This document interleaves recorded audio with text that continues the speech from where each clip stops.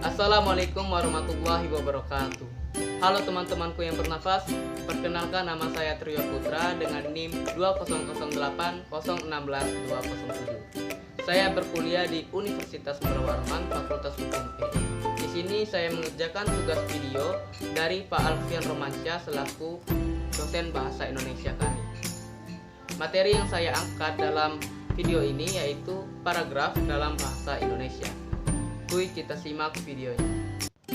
Oke, sesuai dengan yang saya sampaikan tadi, tema yang akan saya bahas dalam video kali ini yaitu paragraf dalam bahasa Indonesia. Lanjut.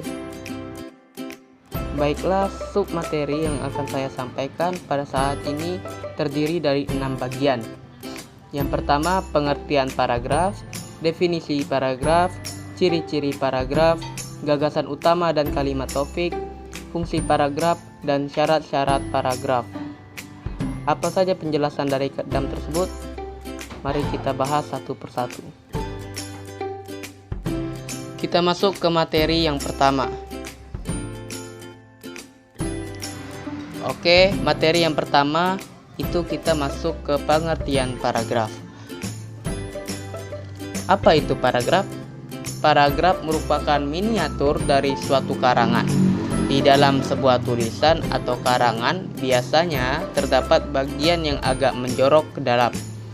Bagian yang secara fisik sudah tampak dengan nyata karena adanya tanda menjorok itu disebut dengan paragraf. Contohnya pada kalimat yang saya bacakan ini. Dalam kalimat yang pertamanya ada tulisan yang menjorok ke dalam. Tulisan itulah yang disebut dengan paragraf. Nah, paragraf juga merupakan dasar utama bagi kegiatan karang-mengarang. Baiklah, kita masuk ke materi yang kedua. Materi yang kedua ada definisi paragraf. Apa itu definisi paragraf?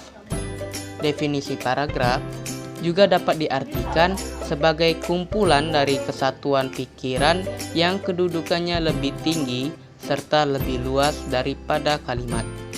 Paragraf juga dapat disebut sebagai karangan yang singkat. Yaitu. Selanjutnya kita masuk ke materi yang ketiga.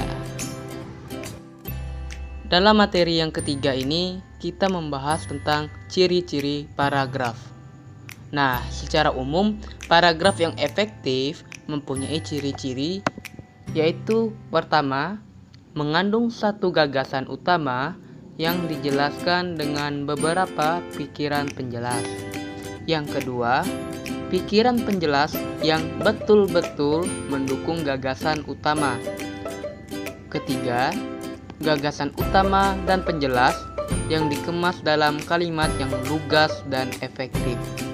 Dan yang keempat, kalimat yang satu berkait serasi dengan kalimat yang lain dalam sebuah paragraf.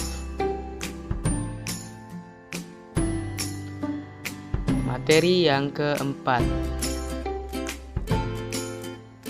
Nah, sekarang kita masuk ke materi yang keempat, yaitu gagasan utama dan kalimat topik.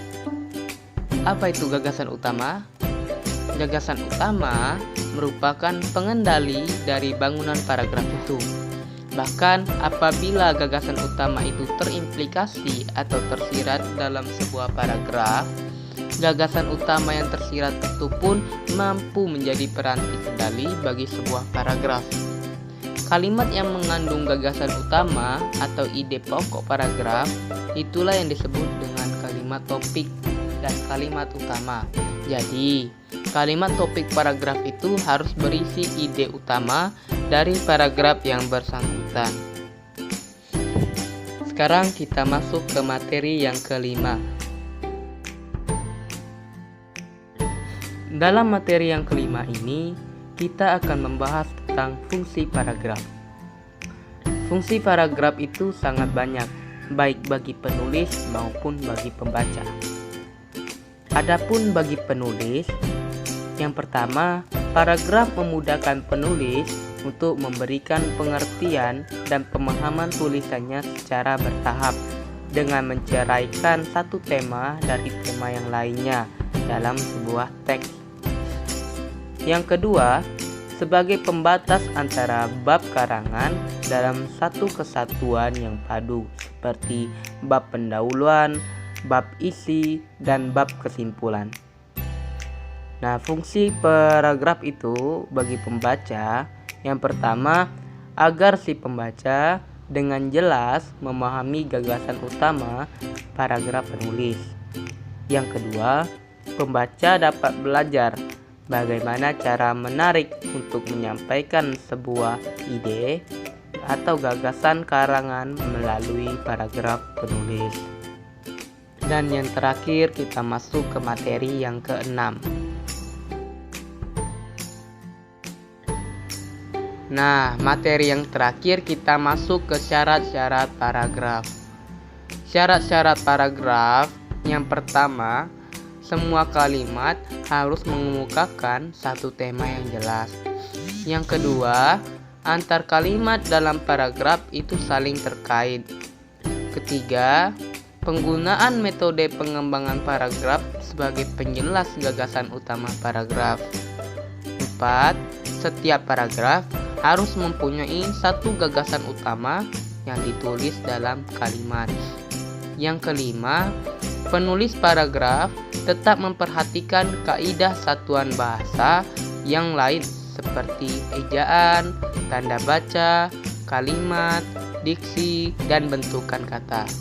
Yang keenam, dalam penulisan karangan ilmiah harus memperhatikan hal-hal teknis penulisan seperti kutipan, sumber rujukan, tata letak grafik, kurva, gambar, dan lain-lain. Yang ketujuh, penulisan pun memperhatikan jenis-jenis paragraf pada posisi bagian karangan pendahuluan, isi, dan simpulan. Penulisan paragraf yang menjorok ke dalam, sejajar, atau menekuk. Yang kedelapan, penulisan juga memperhatikan jumlah kata atau jumlah kalimat dalam sebuah paragraf, yaitu jumlah kosakata paragraf antara 30 sampai 100 kata dan jumlah kalimat minimal 3 kalimat. Baiklah, itulah video pembahasan dari materi paragraf dalam bahasa Indonesia. Terima kasih kepada teman-teman dan semua yang menonton video ini. Saya ucapkan terima kasih kepada Pak Alfian Romansyah selaku dosen Bahasa Indonesia Fakultas Hukum E. Apabila ada kesalahan dalam video ini, mohon dimaafkan. Saya akhiri. Wassalamualaikum warahmatullahi wabarakatuh.